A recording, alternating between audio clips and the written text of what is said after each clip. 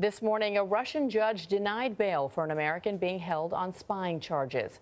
The court session was Paul Whelan's first public appearance since he was arrested more than 3 weeks ago.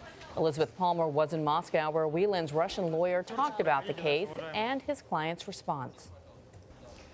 Good morning. I'm standing in front of the Moscow City Court, which is where Whelan's hearing was held, although most of it took place in secret. In fact, even the representative from the U.S. Embassy wasn't allowed in.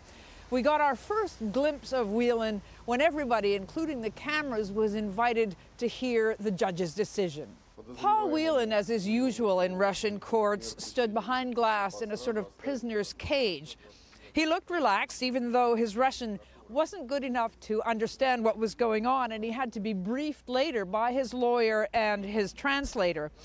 Earlier, the lawyer, Vladimir Zherebyonkov, had told me that when Whelan was arrested, he was in possession of state secrets on a memory stick.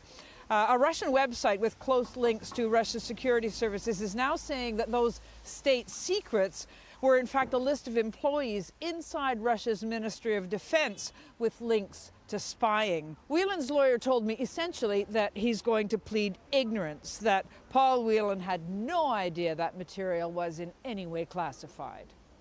The lawyer also told me that so far he's only seen a fraction of the state's evidence. He is going to go ahead and appeal the no bail decision, but if that fails, he said Paul Whelan is looking at least 6 more months in a Russian jail. For CBS This Morning, I'm Elizabeth Palmer in Moscow.